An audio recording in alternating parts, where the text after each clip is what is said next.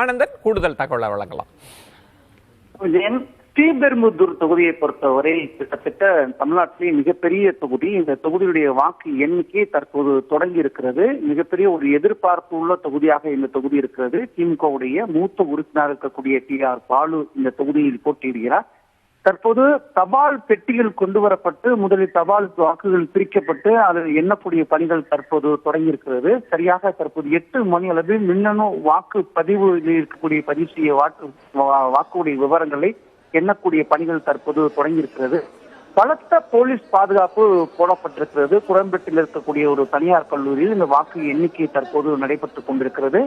ஒவ்வொரு வரக்கூடிய நபர்களுமே முகவர்கள், அதே போல ஊடகத்தை சார்ந்தவர்கள், காவல்துறை சார்ந்தவர்கள், தேர்தல் பணியில் ஈடுபடக்கூடிய நபர்கள் அனைவரும் பரிசோதிக்கப்பட்டுதான் உள்ளே அனுமதிக்கப்படுகிறார்கள். இன்னும் யார் இந்த தொகுதியில் வெற்றி வாய்ப்பை சூட போகிறார், முதல் சுற்றில் யார் இந்த வாக்கு முன்னணியில் செல்கிறார் என்று இன்னும் சற்று நேரத்தில் இந்த தொகுதியை பொறுத்தவரை தெரிய வர இருக்கிறது. இதற்கு முன்பாக இந்த தொகுதியை பொறுத்தவரை, ஸ்ரீபெரும்புதூர் தொகுதியை பொறுத்தவரை திமுகவுடைய மூத்த முன்னோடியாக இருக்கக்கூடிய TR பால் அவர்கள் வெற்றி பெற்றுள்ளார். கடந்த தேர்தலில் 5 லட்சம் வாக்குகள் வித்தியாசத்தில் மேற்பட்ட வாக்குகள் வித்தியாசத்தில் வெற்றி பெற்றார் குறிப்பிடத்தக்கது. இந்த தேர்தலை பொறுத்தவரை 14 லட்சத்திற்கு மேலான வாக்குகள் இந்த தொகுதியில் பொறுத்தவரை பதிவாகி இருக்கிறது. எனவே இந்த வாக்கு எண்ணக்கூடிய பணிகள் தற்போது தொடங்கி இருக்கிறது. இன்னும் சற்று நேரத்தில் முதல் சுற்றில் யார் முன்னணியில் இருக்கார் என்று தெரிய வரும். ஜெயன், நன்றி ஆனந்தன். அடுத்து செய்தியாளர் ஸ்டாலின் இணைந்திருக்கிறார். அண்ணா யூனிவர்சிட்டியிலிருந்து இணைந்திருக்கிறார். ஸ்டாலின் கூடுதல் தகவல்களை வழங்கலாம். விஜயன், நீங்க குறிப்பிட்ட மாதிரி நான் அண்ணா யூனிவர்சிட்டியில இருக்கேன். தென் சென்னை மக்களவை தொகுதிக்கான வாக்கு எண்ணிக்கை இங்கு தொடங்கி இருக்கிறது. வாக்கு எண்ணிக்கை தொடங்குவதற்கு முன்பா வேட்பாளர்கள், கேண்டிடேட் மற்றும் அந்த தலைமை முகவர்கள் அனைவருமே ரிட்டர்னிங் ஆபீசர் முன்னாடி உறுதிமொழி எடுத்திருக்காங்க. அதாவது இந்த வாக்கு எண்ணிக்கை சுமூகமாக நடைபெறுவதற்கு நாங்கள் ஒத்துழைப்பு கொடுப்போம், எந்த விதமான பிரச்சனைகளும் ஏற்படாத வகையில் எங்களுடைய தலைமை முகவர்களாகட்டும் பிற முகவர்கள், கட்சியுடைய முகவர்கள் யாரும் செயல்பட மாட்டாங்க அப்படின்ற அடிப்படையில் உறுதிமொழி எடுத்திருக்காங்க. இந்த உறுதிமொழி எடுத்த பின்பு தபால் வாக்குகளுடைய எண்ணிக்கை தொடங்க இருக்கிறது. மொத்தமாக 4000 தபால் வாக்குகள் தென் சென்னை மக்களவை தொகுதியில பதிவாயிருப்பதாக சொல்லப்படுது. தென் சென்னை மக்களவை தொகுதியை பொறுத்த வரைக்கும் 4000 வாக்குகள் பதிவாயிருக்கு, தபால் வாக்குகள் பதிவாயிருக்கு. அந்த காட்சிகள் தான் பார்த்துட்டு இருக்கீங்க. தேர்தல் நடத்தும் அலுவலர் முன்பு வேட்பாளர்கள் மற்றும் தலைமை முகவர்கள், கட்சியுடைய தலைமை முகவர்கள் தற்போது உறுதிமொழி எடுத்திருக்காங்க.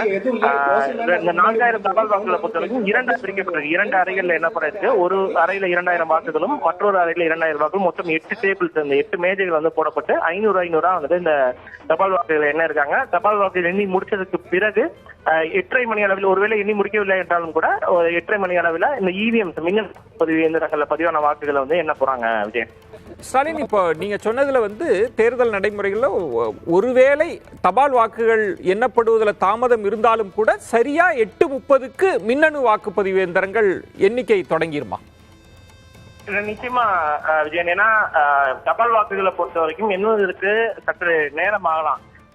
அதனால 8:30 மணி அளவில் மின்னணு வாக்குப்பதிவு இயந்திரங்கள் அந்த மேஜைகள்ல ஒவ்வொரு சட்டமன்ற தொகுதி வாரியாக, ஒரு நாடாளுமன்ற தொகுதினா 6 சட்டமன்ற தொகுதி இருக்கும். ஒவ்வொரு அந்த சட்டமன்ற தொகுதிகள் 6ஆக பிரிக்கப்பட்டு தற்போது அந்த மின்னணு வாக்குப்பதிவு இயந்திரங்கள் சரியாக 8:30 மணி அளவில் தொடங்கிறோம்.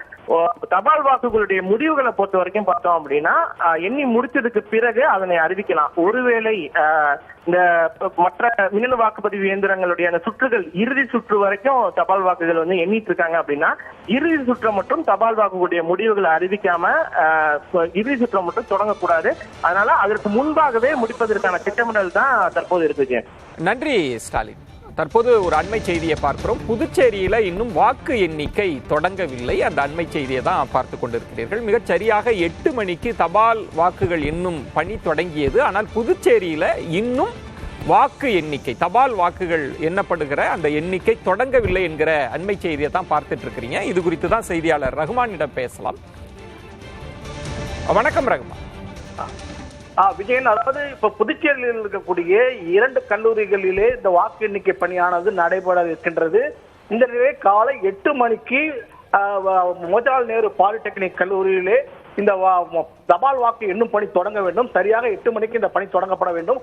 ஆனால் 8 மணிக்கு இந்த பணி தொடங்கப்படவில்லை. வழக்கமாக 7:30 மணிக்கே அனைத்து மையங்களுக்கும் அந்த ஸ்ட்ராங் ரூமில் இருந்து மின்னணு வாக்குப்பதிவு இயந்திரங்கள் எடுத்து செல்லப்பட வேண்டும். ஆனால் இது 8 மணிக்கு தான் இந்த பணியானது தொடங்கி இருக்கின்றது.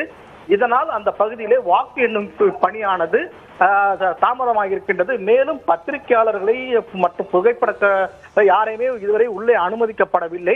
வாக்கு தபால் வாக்கு எண்ணப்பட்ட பின்புதான் அந்த துவங்கும் முன்புதான் உள்ளே அனுமதிப்பார்கள் என்று ஏற்கனவே தெரிவித்திருக்கின்றார்கள். அந்த வகையிலே பத்திரிகையாளர் இதுவரை அனுமதிக்கப்படாததால் அங்கு வாக்கு எண்ணிக்கை இதுவரைக்கும் தொடங்கப்படவில்லை. இங்கே புதுச்சேரியை பொறுத்தவரை புதுச்சேரியிலே 8 மையங்கள் இருக்கின்றது. 8 மையத்திலே 23 சட்டமன்ற தொகுதிகளை சேர்ந்த வாக்குகள் எண்ணப்பட இருக்கின்றது. இந்த 8 மையங்களிலே ஒரே ஒரு மையத்தில் மட்டும் தபால் வாக்கு பதிவான வாக்குகளை மாவட்ட ஆட்சியர் முன்னிலையிலே அங்கு எண்ணப்படும் பணி இருக்கின்றது. அனைத்து 7 மையங்களிலும் மின்னணு வாக்குப்பதிவு இயந்திரங்களை உடனடியாக 8 மணிக்கே அவர்கள் எண்ண துவங்குவார்கள். ஆனால் அந்த பணியும் இதுவரை துவங்கப்படவில்லை என தெரிகிறது. இது மட்டுமல்லாமல் காரைக்கால் மாவட்டத்திலே 5 சட்டமன்ற தொகுதிகளுக்கு அங்கு 2 மையங்களிலே வாக்கு எண்ணும் பணியானது தற்போதுதான் தொடங்கி இருக்கின்றது.